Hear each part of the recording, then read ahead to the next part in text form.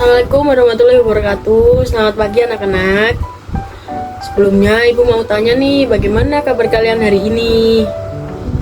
Semoga kita selalu diberi kesehatan yang baik untuk melakukan aktivitas sehari-hari kita. Seperti contohnya pada pagi hari ini kita bisa menghadiri bimbingan kelompok dengan keadaan yang baik, dengan keadaan yang sehat. Baik, ibu ucapkan terima kasih kepada anak-anak semua karena sudah mau hadir dalam mengikuti kegiatan bimbingan kelompok pada pagi hari ini.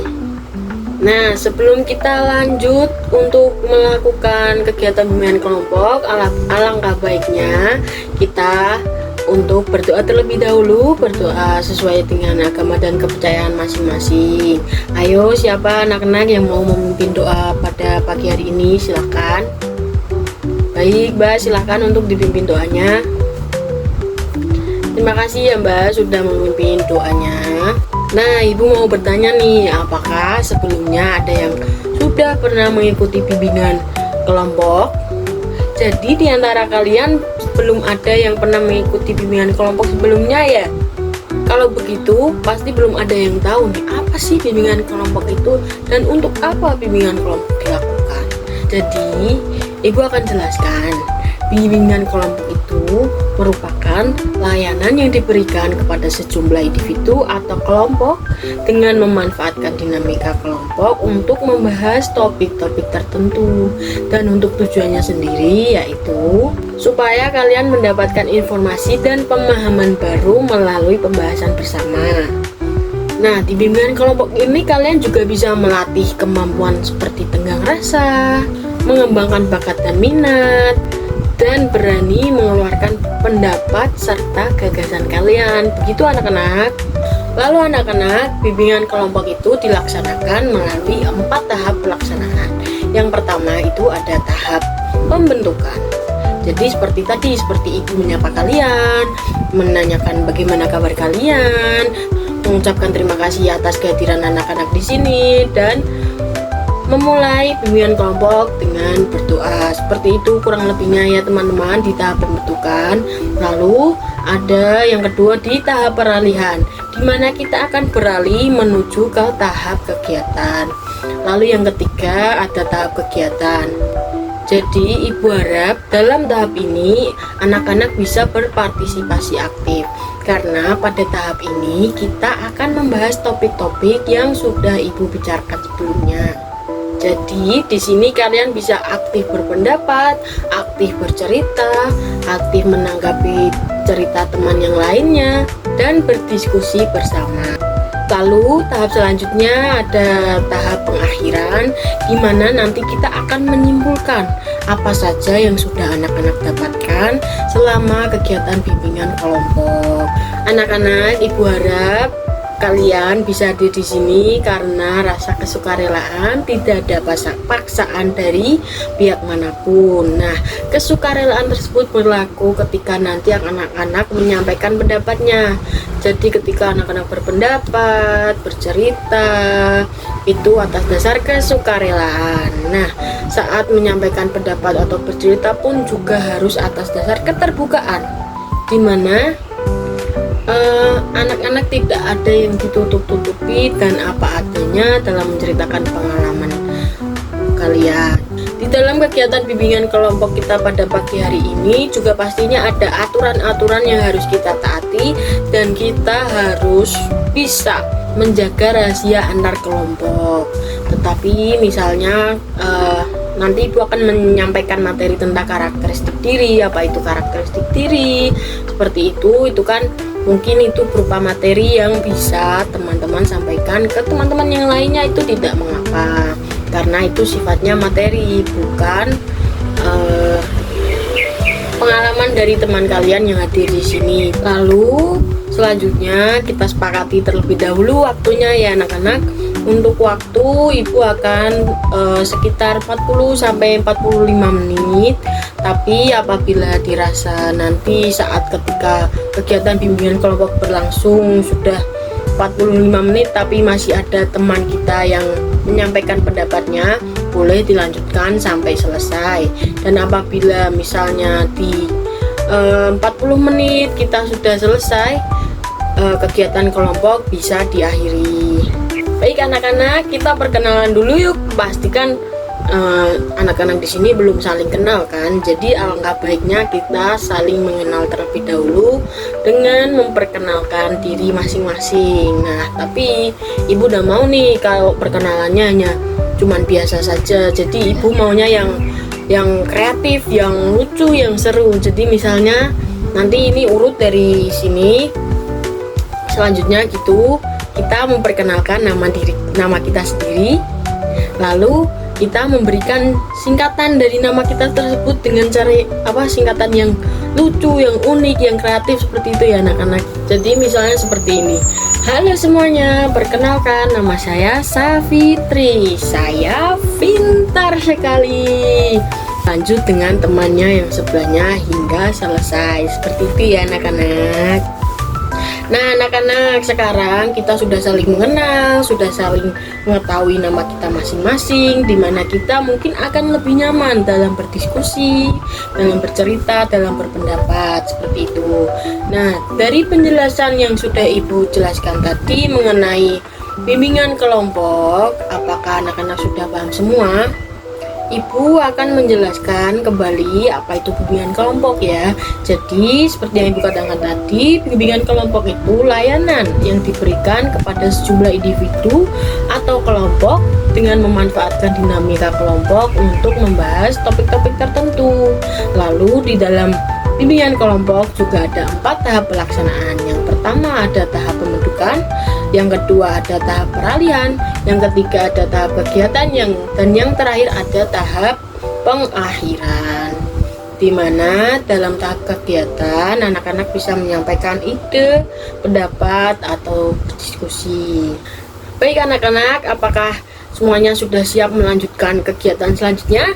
Anak-anak, ibu sudah menginformasikan kemarin bahwa hari ini kegiatan bimbingan kelompok kita hari ini akan membahas tentang ayo kenali karakteristik dirimu.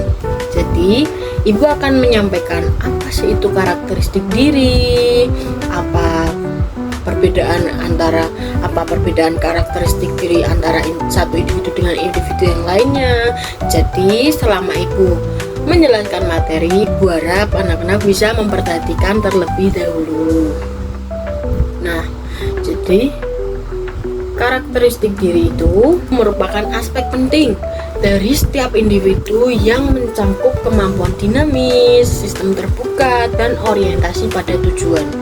Karakteristik diri berperan krusial dalam proses pembentukan kepribadian dan konsep diri, terutama pada tahap remaja awal, di mana individu mulai mengembangkan identitas dan memahami diri mereka sendiri. Karakteristik ini mempengaruhi bagaimana individu beradaptasi dan bergerak menuju tujuan-tujuan pribadi mereka. Lalu apa sih perbedaan karakteristik diri antara individu satu dengan individu yang lainnya? Setiap individu pasti mempunyai perbedaan karakteristik yang berbeda-beda. Ahli menyatakan bahwa perbedaan individu memiliki pengaruh yang positif. Perbedaan individu merupakan suatu perbedaan yang setiap individu miliki, baik berupa fisik dan non-fisik. Hal tersebutlah yang menjadikan seseorang memiliki karakteristik berbeda antara satu dengan yang lainnya. Lalu apa yang menjadi faktor dari perbedaan-perbedaan tadi? Yang pertama ada faktor keturunan, faktor biologis yang didapatkan melalui genetik orang tua.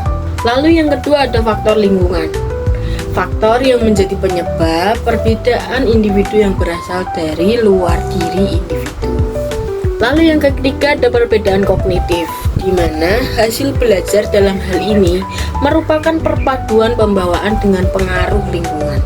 Yang keempat ada perbedaan kecakapan bahasa, di mana bahasa merupakan salah satu kemampuan individu yang sangat penting dalam kehidupannya. Yang kelima, ada perbedaan kecakapan motorik.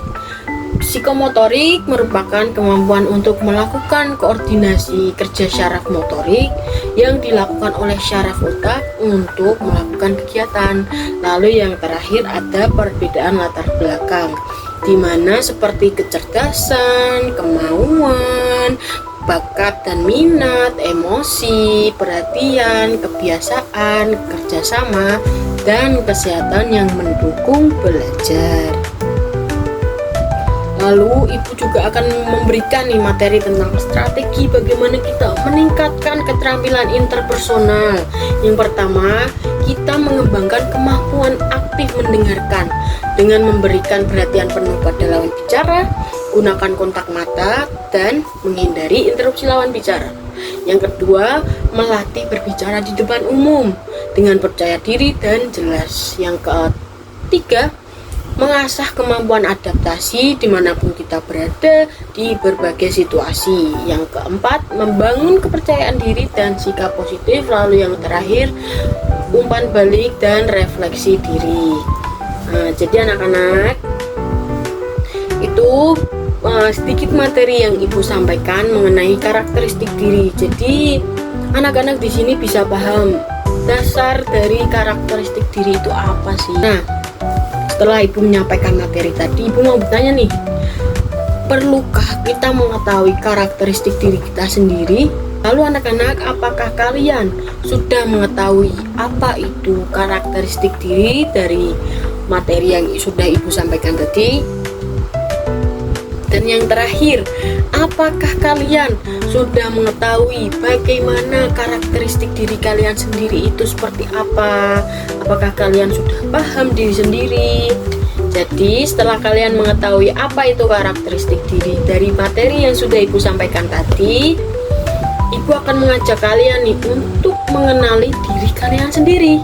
Nah, di sini ibu akan menggunakan permainan yang bernama tudingan gila. Pasti anak-anak belum tahu apa itu tudingan gila sih. Jadi tudingan gila itu singkatan dari tahu diri dengan giring bola. Ibu akan jelaskan peraturan mainnya. Jadi nanti ibu akan memberikan bola kepada salah satu dari kalian. Setelah itu ibu akan memainkan musik. Selama musik bermain, kalian akan menggiring bola dengan memberikan bola ini ke teman kalian yang sebelahnya, lalu berputar. Saat bola berputar, ibu akan mematikan musiknya. Nah, saat musik berhenti, bola juga akan berhenti. Jadi tidak boleh dioper lagi.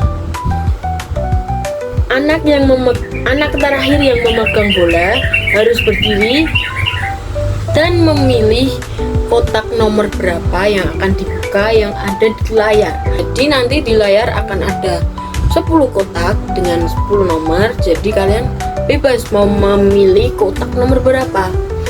Yang pasti di dalamnya ada pertanyaan atau tantangan yang harus kalian jawab dan harus kalian lakukan. Seperti itu anak-anak peraturannya. Apakah kalian sudah paham? Baik, kalau semuanya sudah paham, mari kita mulai bermain. Nah anak-anak, permainan sudah selesai ya. Semuanya sudah mendapat giliran untuk memilih kotak, sudah menjawab atau melakukan tantangan yang ada di kotak tersebut. Ibu mau tanya nih, bagaimana perasaan kalian setelah bermain permainan tudingan gila ini? Apakah senang atau enjoy atau malah deg-degan hatinya atau gimana ini? Ibu mau tanya ini. Lalu ibu juga mau bertanya, apakah kalian menemukan kesulitan selama permainan tadi? Baik anak-anak, kegiatan bimbingan kelompok pada pagi hari ini sudah kita selesaikan.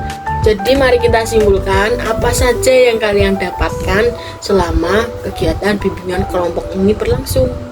Baik anak-anak, kita sudah menyimpulkan apa saja yang kita lakukan atau apa saja yang sudah kita dapatkan selama kegiatan bimbingan kelompok ini. Nah, bimbingan kelompok akan segera ibu akhiri karena waktu sudah menunjukkan kita sudah 42 menit melakukan bimbingan kelompok ini. Jadi apakah dari anak-anak ada yang ingin menyampaikan apa yang sudah kita pahami dan apa yang sudah kita terima selama kita melakukan bimbingan kelompok tadi? Dan anak-anak, tentunya bimbingan kelompok tidak berakhir sampai di sini saja. Jadi kira-kira kapan nih kegiatan bimbingan kelompok kita lanjutkan lagi? Ibu mengucapkan terima kasih dan Ibu mengapresiasi anak-anak sangat luar biasa mengikuti kegiatan bimbingan kelompok pada pagi hari ini. Anak-anak bisa aktif, anak-anak bisa partisipasi dengan baik selama mengikuti bimbingan kelompok dari awal hingga akhir. Dan Ibu juga mengucapkan terima kasih atas waktu yang anak-anak berikan, atas ide, pendapat, dan gagasan yang sudah anak-anak keluarkan. Jadi sebelum Ibu menutup kegiatan bimbingan kelompok pada pagi hari ini, ada baiknya kita tutup dengan berdoa terlebih dahulu. Ayo anak-anak, Ibu persilakan untuk siapa yang akan memimpin doa untuk mengakhiri kegiatan bimbingan kelompok pada pagi hari ini. Oke, silakan Mas. Terima kasih sudah dipimpin untuk berdoa. Ibu akhiri kegiatan bimbingan kelompok pada pagi hari ini dengan bacaan hamdalah, alhamdulillah, dan sampai bertemu di lain waktu. Wassalamualaikum warahmatullahi wabarakatuh.